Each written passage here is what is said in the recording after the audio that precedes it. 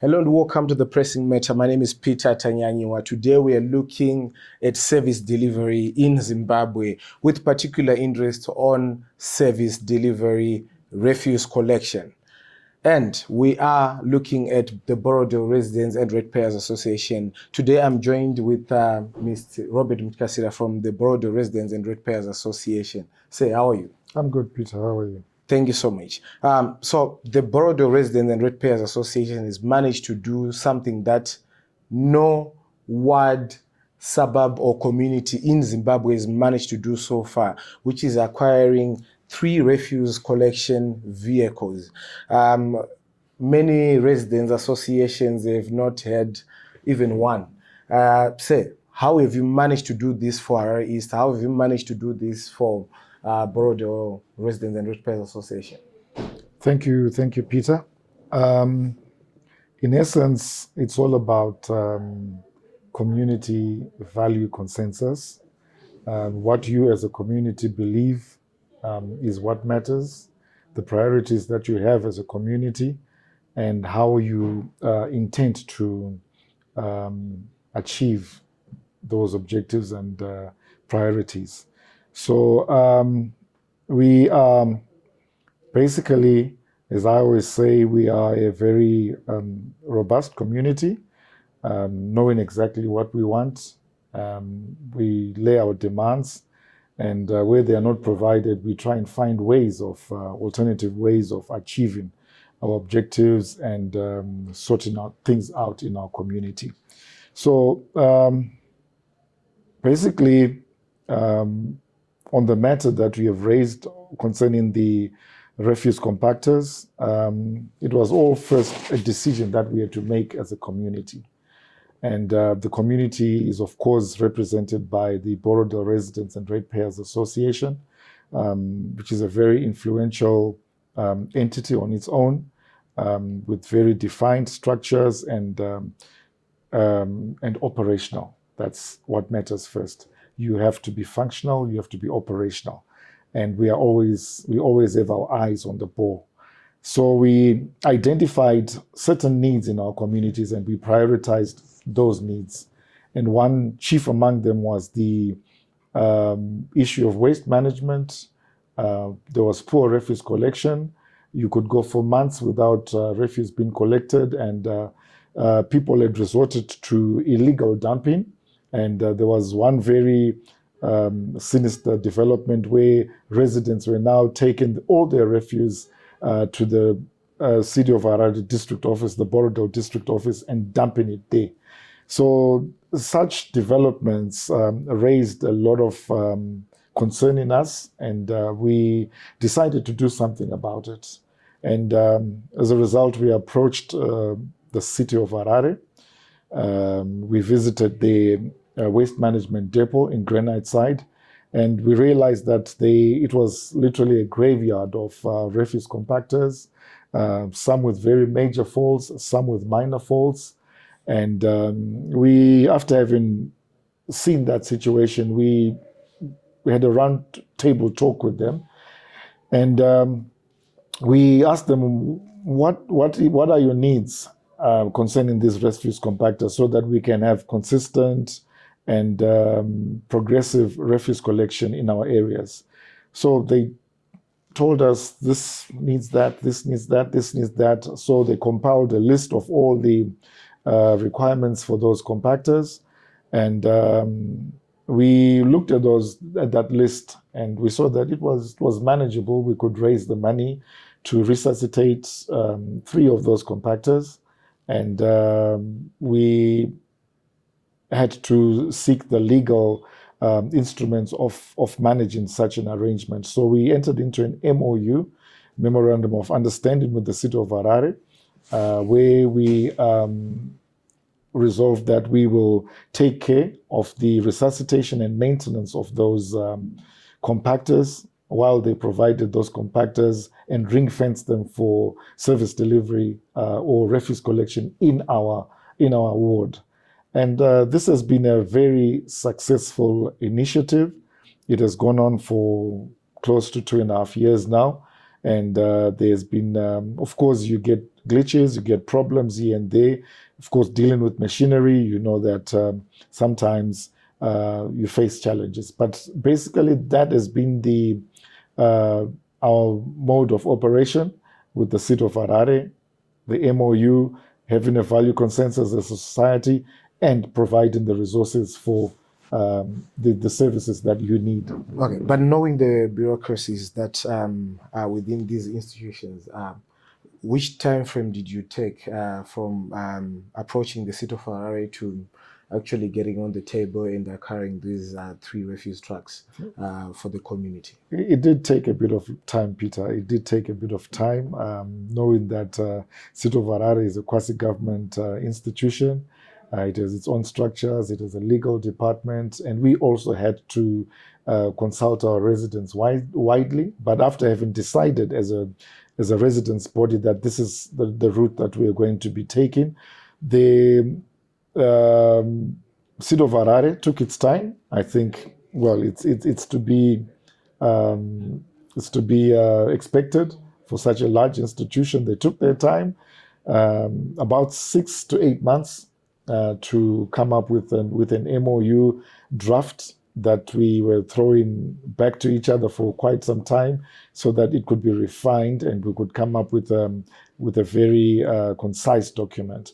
So it did take a bit of time, but it was worth the patience. All right. So you have set a very big benchmark for residents associations in Zimbabwe. Yeah. And I can see that you were probably the first self-funded residents association in the country. Yes. And a lot of residents associations are now replicating your model. Yeah. So I just want to know some of the challenges, because I know most communities now want to replicate your model of what you did. All right. So how did it go, and what does it take, the challenges that you encounter? Okay.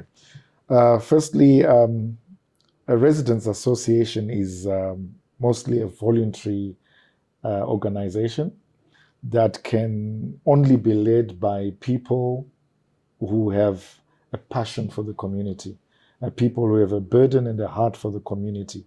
So it's the first port of call who is to spearhead the initiative. And fortunately, as the Borrowdale Residents and Ratepayers Association, we go back a long way.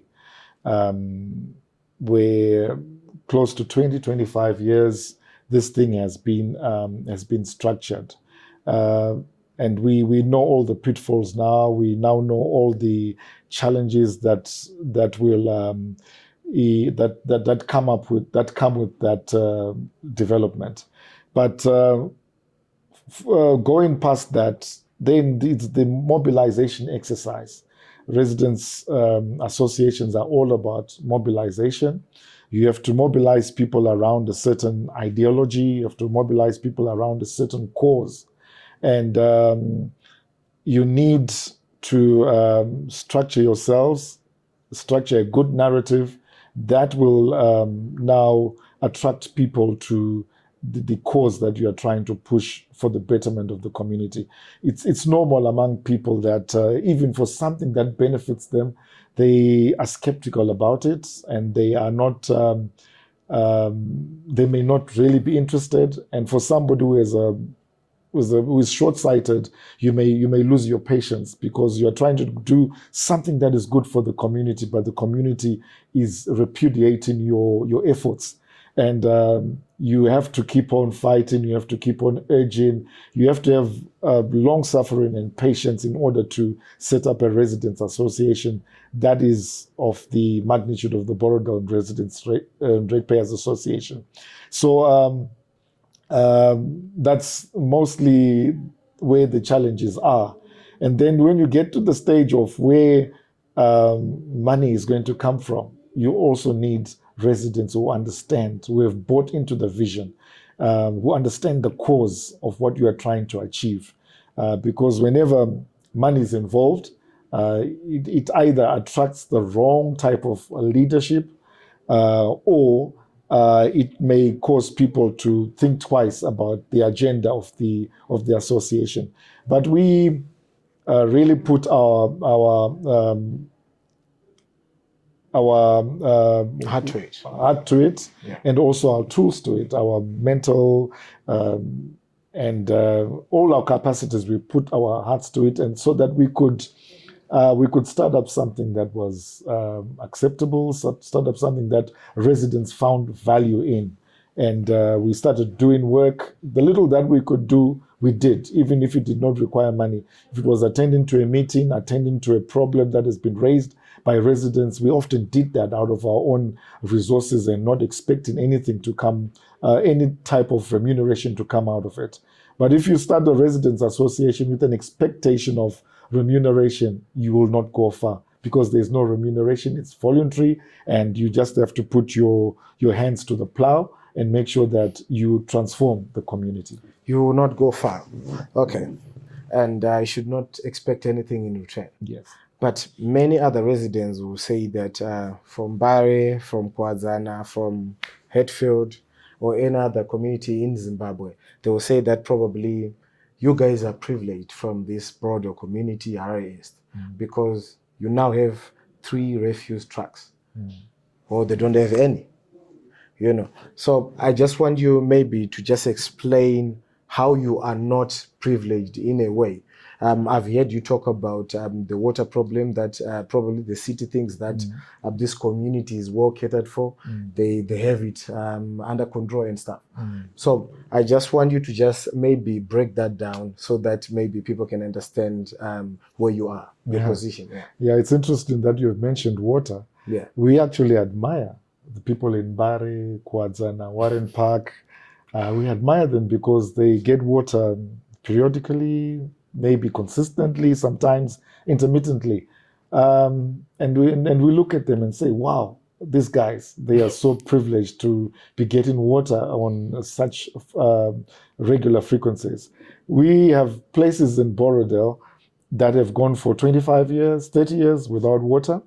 We rely on boreholes, and our water table is sinking. We have so many challenges in the ward that people would not understand. But it may look like we are well resourced, but that is not how things really are. It is about residents realizing their position, their current situation, and doing something about it. And as I told you, that we started this thing off without much money. Residents were not in a position to contribute any money because they had not seen anything that we had done.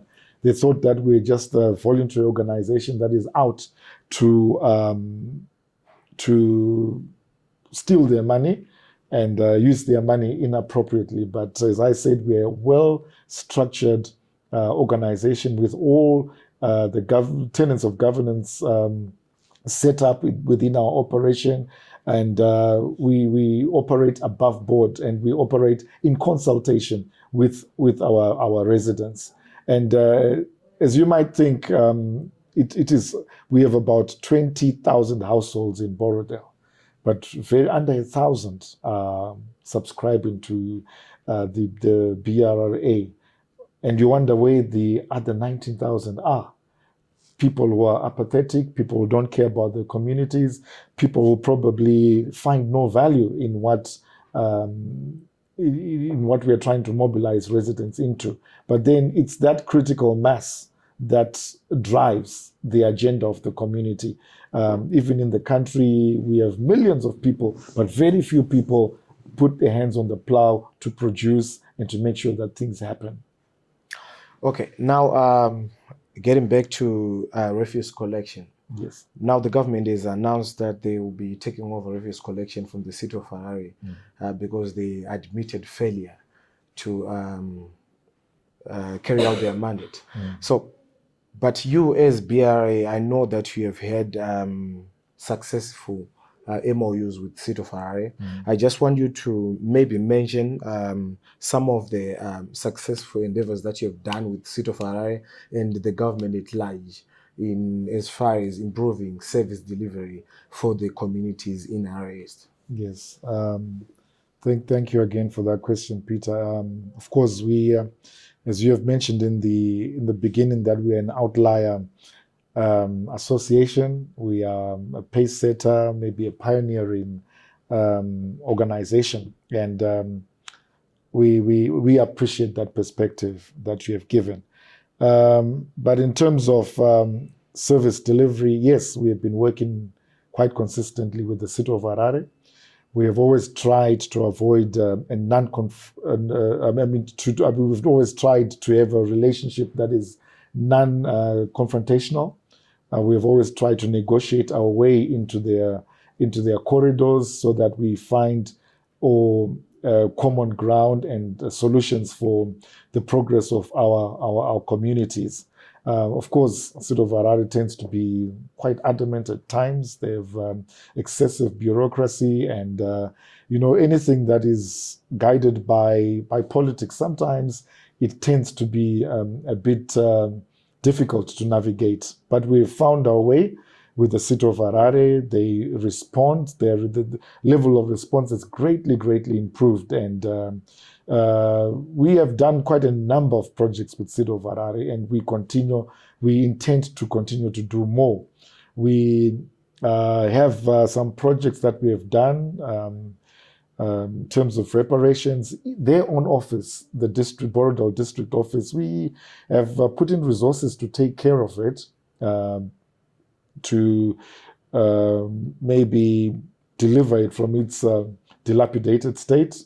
It's a beautiful, iconic building that we have such a connection to. For some of us who have lived in the Borrowdale area for a long time, we are very much connected to this building. It's an iconic building that signifies the ambience of Borrowdale.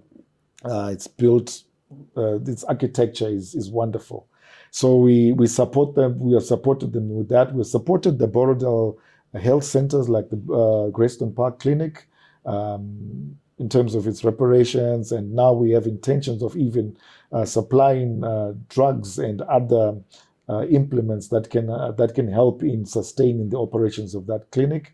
We have even gone into joint construction projects with the city of Harare. Lately, we did a bus stop at a place called at Helensville Shopping Center, a place that had become quite chaotic. It had been invaded by illegal traders, but we've been trying to modernize it, to make it a more conducive environment for the type of people that reside in Borrowdale. And we went into another MOU with the city of Harare to construct that bus stop, and it cost us quite a bit of money, but we worked with city of Harare with our association supplying close to 80% of the resources that were needed for that bus stop. We are working with them in terms of establishing markets, ideal markets for traders, with proper facilities, proper infrastructure, ablution facilities, and things that just make a market what it should be, that attracts the right kind of clientele. And we've been working with City of Harare also in terms of enforcement. They are it's either the enforcement is compromised or it's at a low ebb. They might not have resources, but we've been assisting them in meeting the mandate of enforcement and removing illegal traders from the places that they've been working from, and restoring just generally the ambience of our environment. We've been working in terms of the environment as well, the management of the environment. We have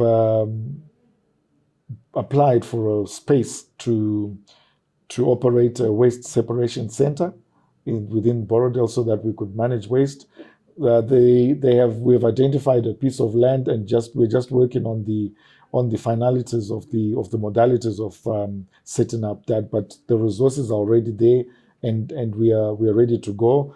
At times we've been repairing roads, street lights, and even installing new street lights where necessary. Residents have just come to the shore, and they are willing to work with the city of Harare.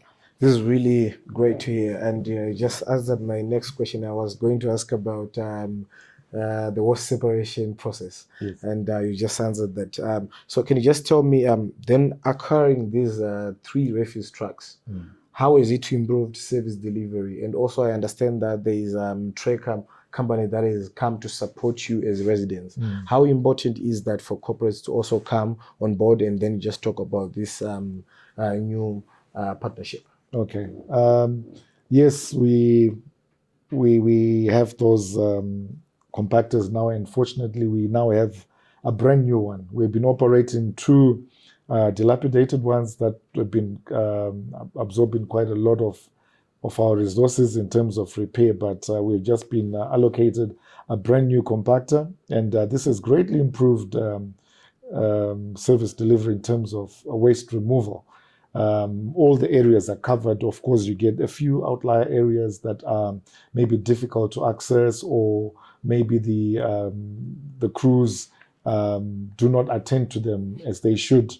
This is the reason why we have put a tracker on, so that we can monitor all the movements of the vehicles. And we are very grateful to EasyTrack. They came up with this offer, and we negotiated with them, and they donated the tracker system as well as installed it on the trucks, and they done this for free of charge. They are not charging us any subscriptions as should be the norm, and this is part of their corporate social responsibility. And this is the kind of relationship we've been working for with our business community in Borrowdale. As you might know, that most of the elite, or most of the largest corporations are housed in Borrowdale, and there is no reason why we should be struggling with certain things, because they have gone to Borrowdale simply because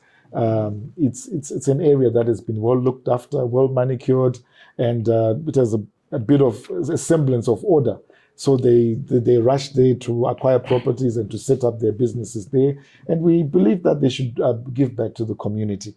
So we are working our business subcommittee, as well as our small to medium enterprises subcommittee. They're working frantically to gain ground in the corporate world. The corporate world in Ward 18, so that they can participate in the development of the community. But in terms of service delivery, in terms of refuse collection, we are at 90%. Residents are quite happy. Of course, you get some cases here and there where refuse is left out, but with the monitoring of installed by EasyTrack, it has been quite easy to manage the service. All right. So as we conclude, can you just tell me some of the waste management initiatives that you are going to employ in order to improve this arrangement that you have with City of Harare, and also just a word to the residents in Zimbabwe, not just in Harare, in as far as coming together and taking advantage of this situation that you'll be having here? Okay. In terms of initiatives, the first one is always we implore residents to manage waste at source, to only bag and send to the refuse compactor what is necessary. But all recyclables must be kept at home, and they can actually monetize them, and they can also compost all the biodegradable waste and use it for improving their gardens and also for domestic food production. Secondly, as I said before, we are constructing a waste separation center where we expect residents to bring in all recyclable waste. If they cannot monetize it themselves, they bring it to the waste separation center, and we sort it out into its different categories and offer it to the various to offtakes of waste. And